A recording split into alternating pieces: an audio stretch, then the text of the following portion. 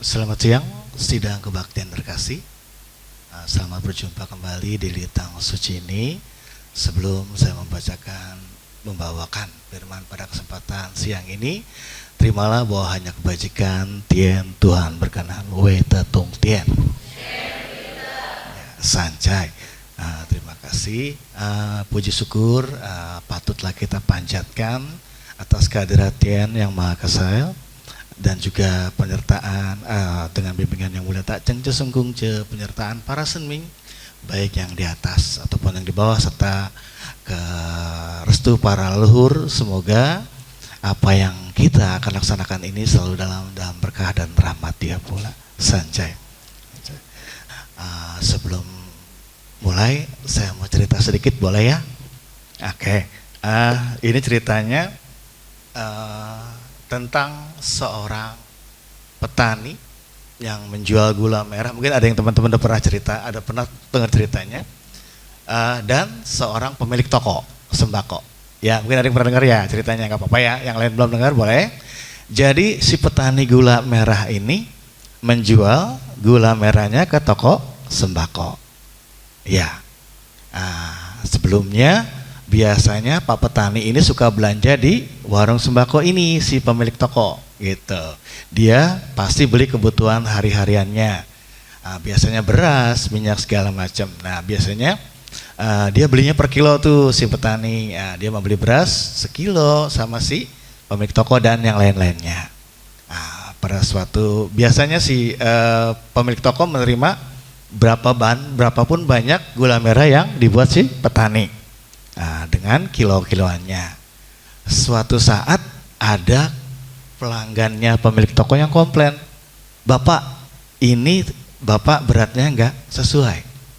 Gitu. "Kenapa Pak? Ini kok nggak ada 1 kilo loh Pak, padahal saya belinya 1 kilo. Si pelanggan tokonya komplain. Akhirnya pemilik tokonya marah dong. "Aduh, yaudah Pak, nanti saya ganti," gitu kan. Sambil si pemilik toko ingat bahwa dia beli sama si petani ini gula merahnya. Wah, dengan keadaan marah dia pun pergi ke rumah petaninya, sambil bawa-bawa tuh gula merah yang menurut dia timbangannya cuma 900 gram atau 9 on, tidak sampai 1 kilo. Sampai di sana dia marah-marah. Pak Petani," gitu, "gimana nih? Kok nggak sesuai sih timbangannya," gitu kan. Akhirnya Pak Petani hanya diam dan bilang, Pak Petani bilangnya, "Kami orang kecil, kami tidak punya timbangan di rumah. Yang kami pakai timbangan adalah beras 1 kilo yang pernah kami beli di toko Bapak. Jadi beras 1 kilo yang beli sama Bapak itu buat takaran timbangan saya." Jadi akhirnya si pemilik toko malu sendiri. Kenapa? Karena dia menjual beras tidak 1 kilo. Ya, ini buat teman-teman, enggak ada hubungan sama tukang sembako, enggak. Jadi intinya dia mau coba marah dengan merasa dirugikan, tapi berbalik karena dari dirinya sendiri. Ya Bu, ibu-ibu, bapak jangan begitu ya. Jadinya balik lihat diri sendiri. Apa yang diri sendiri tidak inginkan jangan berikan kepada orang lain. Ya, lanjut. Saya mohon maaf untuk hari ini sebenarnya temanya toleransi kok. Beneran, nggak sempat bikin PPT, mohon maaf ibu bapak sekalian. Intinya tentang toleransi. Kemarin saya dapat sama Pak Wicandra di Kinderpil itu dapat cerita tentang toleransi antar umat beragama. Oke adik-adik, judulnya toleransi antar umat beragama. Tadi cerita. Ya. Oke, kita dari asal katanya toleransi itu sebenarnya sikap menenggang. Nah, kata-kata nenggang tuh tadi ya ada kata-kata tenggang rasa ya. Sikap menenggang atau sikap menghargai, membiarkan atau membolehkan pendirian atau pendapat atau pandangan atau kepercayaan yang berbeda dengan pendirian kita. Itu dari asal katanya toleransi. Ya. Sambil berjalan tadi ada ayatnya kok. Ini ya, sambil baca. Dengan sedih Sumagyu berkata, "Orang lain mempunyai saudara, namun aku sebatang kara." Juhe berkata, "Apa yang Siang pernah dengar demikian Mati hidup adalah firman, kaya mulia adalah pada Tuhan yang Maha Esa. Seorang kuncu selalu bersikap sungguh-sungguh, maka tiada hilap. Kepada orang lain bersikap hormat dan selalu susila. Di 4 penjuru lautan semuanya bersaudara. Mengapa seorang kuncu merana karena tidak mempunyai saudara? Intinya adalah semua orang dianggap saudara. Iya, semua kita anggap sebagai saudara. Kenapa toleransi ini saya angkat? Karena semakin maraknya, ya, kalau saya dengar sih, mudah-mudahan saya nggak salah Pak Eka ya.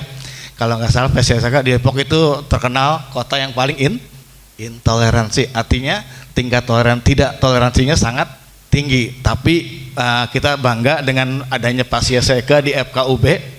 Apa tuh FKUB, teman-teman tahu? Adik-adik? Ya, Forum Kerukunan Antar Umat Beragama. Perlu banget. Makanya di bawahnya panas, di atasnya dingin. Kenapa? Kita punya PSSK di sana.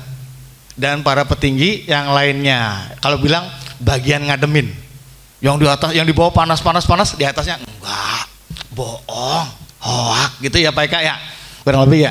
Iya, seperti itu pentingnya punya para petinggi di sana. Kita lanjut, apa sih yang perlu dibutuhin kita sebagai umat, sebagai diri pribadi, yang harus dimiliki dalam mengembangkan toleransi. Ini saya ngelihat dari beberapa sumber, dari guru saya juga. Salah satunya adalah adanya rasa saudara, seperti tadi, seperti ayat tadi, bahwa kita menganggap orang lain, umat lain itu seperti saudara kita, seperti halnya tetangga. Ya, tetangga adalah saudara yang paling dekat. Iya, teman-teman, nggak mungkin yang di Ciputat nulungin yang di Pondok Terong. Iya, yang di Lemo nulungin yang di Pasar Rebo, nggak mungkin. Pasti tetangganya dulu. Iya, jadi tolong baik-baik sama tetangga. Jangan marah-marah sama tetangganya mulu. Iya, jangan juga suka irian. Tetangga punya anu, dia pengen punya anu. Iya, nggak usah. Iya. Yang penting tadi, tetangga adalah saudara terdekat. Kita punya apa boleh bagi? Boleh gitu. Kita milik apa? Boleh? Boleh, silakan. Lanjutnya adalah adanya sikap tepas salira. Nah, tadi dari cerita tadi, tepas salira, apa yang diri sendiri tiada ingin jangan berikan kepada orang lain. Sama, nggak mau dicubit jangan cubit orang lain, nggak mau digetok jangan getok orang lain. Sama. Tadi kan konsepnya persis yang cerita saya. Kenapa? Dia marah-marah padahal itu dari dirinya sendiri. Jadi itu ya, balik ke diri pribadi, jangan berikan yang tidak berkenan kepada orang lain. Lanjutnya adanya rasa cinta kasih, pasti. Ya, kalau kita udah mengasihi sama, udah pasti itu tenggang rasanya luar biasa. Lanjutnya adanya sikap rendah hati. Ya, rendah hati dari diri sendiri ke adik kakak sampai ke saudara tetangga. Dari sini untuk menjaga sama, toleransi juga harus ada. Lanjutnya adalah sikap susila dan bijaksana, pasti. Nah, sekarang nih paling sedih nih dengar anak-anak kalau main game suaranya, binatang keluar, binatang keluar lagi, gitu ya. Kenapa ya Bu? Circle. Iya, kadang dengar suaranya, ya meskipun dipleset-plesetin dikit gitu ya. Duh, kan kata-katanya yang tidak susila. Soalnya teman ada yang kesinggung. Iya, gara-gara dia ngomong sama yang lain tapi dia yang kesinggung itu. Jadi untuk menjaga toleransi tolong kata-kata itu dibatasin, dijaga. Karena kita punya siu atau 4 pantangan. Yang tidak susila jangan dilihat, yang tidak susila jangan didengar, yang tidak susila jangan ucap, dan yang tidak susila jangan dilakukan. Ya, berikutnya saya kasih contoh-contoh kecil tentang toleransi umat beragama. Ini hal-hal yang dekat-dekat kita. Yang pertama adalah ya, kita menghargai pendapat teman ketika apa? Biasanya dalam rapat atau diskusi, entah itu di rumah, entah itu di litang, entah itu di sekolah. Ya, salah satunya itu. Yang kedua adalah memberi sebagian. Nah, ini karena kita kemarin konsepnya di sekolah, jadi kita ada yang memberi sebagian bekal yang kita bawa. Kalau untuk adik-adik sekolah nih ya, temennya kesian belum sarapan, sementara dia dibawain lebih sama mamanya. Boleh bagi teman-temannya? Boleh, silakan. Tapi jangan dikasih semua, mentang-mentang baik semua dikasih, nggak boleh juga. Ya, sebagian boleh. Terusnya Ada lagi menjenguk teman yang sakit. Boleh, biasanya suka di RT RW juga suka ada tuh ya. Si bapak anu sakit tuh, biasanya ada pengurusnya yang sembuh, dimakin juga ada.